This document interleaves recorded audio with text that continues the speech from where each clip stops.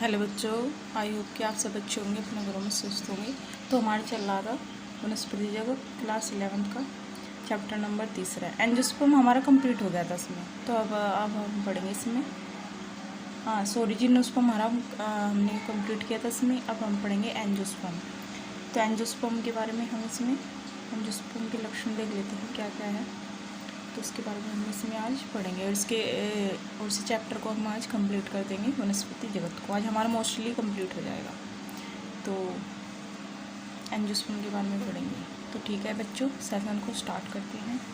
आप रेडी रहिए नोटबुक लेके, और जो जो मैं जैसे जैसे मैं पढ़ाती जाऊँ ऐसे अपने नोटबुक में नोट करते जाइए। तो ठीक है बच्चों, सेशन को स्टार्ट करते हैं। तो एंजियोस्पर्म कैसे प्लांट है? ये है आवर्त बीजी। आवर्त यानी कि जो आवरण से ढके हुए होते हैं उन्हें क्या बोलते हैं? आवर्त बीजी। लेकिन जिम्नोस्पर्म कैसे प्लांट थे? वो अनावर्त बीजी थे, जो क्या थे? आवरण से ढके नहीं थे, यानी कि नग्न बीज थे। और ये कैसे होते हैं? फल के अंदर होते हैं, यानी कि ऐसे होते हैं, आवर्त होते हैं, यानी कि आवरण से ढके हुए होते हैं। यानी कि हम कह सकते हैं कि जो बीजाणु होंगे वे विशिष्ट रचना के रूप में क्या होंगे? विकसित होंगे। जैसे पुष्प होते हैं तो बीजाणु क्या होंगे? पुष्प के अंदर होंगे। तो हम बोल सकते हैं कि विशिष्ट रचना के रूप में विकसित होते हैं,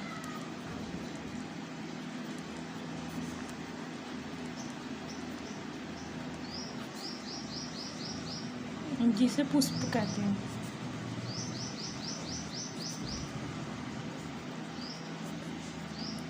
तो क्या होंगे? बीजाणु यानी कि बीज पुष्प के अंदर होंगे, यानी कि इनमें बीज फलों के क्या होंगे? भीतर होंगे। तो हम कह सकते हैं दूसरा लक्षण क्या होगा इनमें बीज जो होंगे वो क्या होंगे? फलों के भीतर होंगे।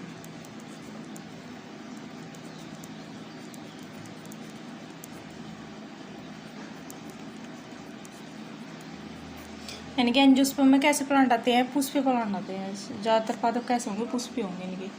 तो अगर हम तीसरे लक्षण की बात करें तो ये पादपों का सबसे बड़ा वर्ग है एंजियोस्पर्म। ये है पादपों का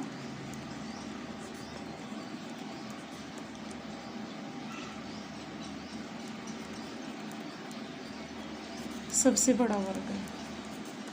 सबसे बड़ा क्या है? वर्ग है। और हम अगर इनकी माप की बात करें तो सबसे छोटा जो माप होगा, यानी कि सूक्ष्मदर्शी से देखने पर अगर हमें पता चलता है तो वो क्या है? उलीफिया। और सबसे बड़ा या सबसे ऊंचा प्लांट ये माप के आकार पे है, यानी कि सूक्ष्मदर्शी देखने पर। सूक्ष्मदर्शी में अगर हम बात करें सबसे छोटा प्लांट जो होगा सूक्ष्मदर्शी में देखने पर वो क्या होगा? उलीफिया। और सबसे ऊंचे या सबसे बड़े बोल सकते हैं वृक्ष क्या होंगे इनके? यूकेलिप्टिस,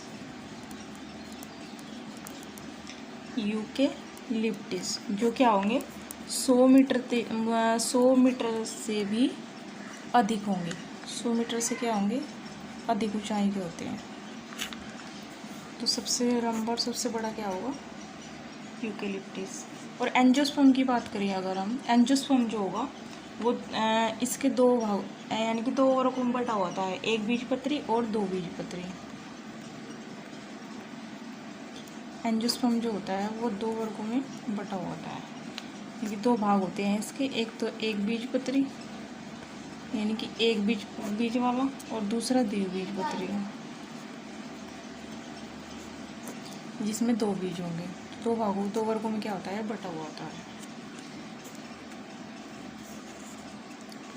इसे बोलते हैं एक बीजपत्री और इसे बोलते हैं दो बीजपत्री। अब हम इसकी संरचना की बात कर लेते हैं कि इसकी संरचना कैसे होगी। यानी कि स्ट्रक्चर कैसी होगी इसकी? ये अंडाशय होगा, और ये क्या होगा? वर्तिका होगी, और ये क्या है? वर्तिकार, जिस पे पुष्प गिरते हैं आकर। ये क्या होता है? इस पुष्प गिरते हैं वर्तिकाक, और ये क्या होती है? वर्तिका। और ये क्या होता है? अंडाशय से। तो अगर प्राककोश की बात करें हम, ये तंतु होता है परागकोश का, और इसमें क्या होते हैं, परागकोश होते हैं, और जिसमें क्या होते हैं, परागकण होते हैं। इसमें क्या होंगे, परागकण। जैसे नरयुग्मक भी, यानी कि पराग को क्या बोलते हैं, परागकण को नरयुग्मक। तो ये परागकण जो होंगे, परागकोश से परागकण कब निकलते हैं, परागकोश से अर्धसूत्री विभाजन होगा, अर्धसूत्री विभाजन होगा, और क्या निकलेंगे, परागकण। तो परागकण निकलते हैं अर्धसूत्री विभाजन होने के बाद परागकोश से। और ये कैसे होते हैं, ये पुष्पपादप होते हैं। तो पुष्पपादप जाएंगे ज़्यादातर कैसे होंगे, यानी कि इसमें क्या होगा, स्त्रीकेसर जो होगा, स्त्रीकेसर में क्या होंगे, अंडक होंगे। अंडक यानी कि क्या होंगे, इनमें बीजाणु, और बीजाणु क्या होते हैं, मादा युग्मोद्भिद।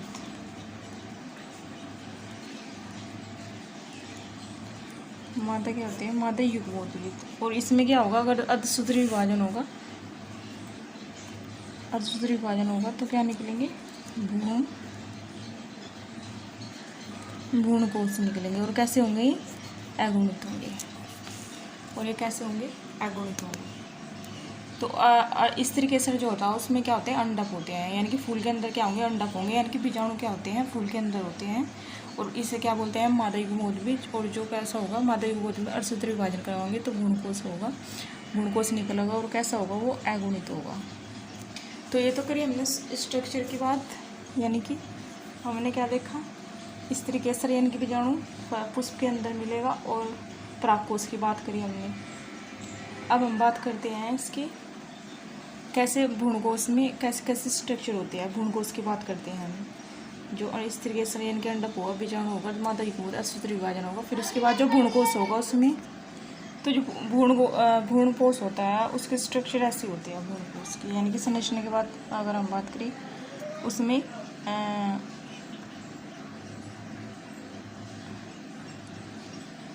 कोशिका कितनी होगी, इसमें 7 होगी, और केंद्रक कितने होंगे, इसमें 8 होंगे। और कैसे होंगे, सारे अगुणित होंगे, यानी कि भ्रूणकोश की जो स्ट्रक्चर होगी, संरचना होगी, वैसी होगी। यानी कि इसमें अगुणित केंद्रक होंगे।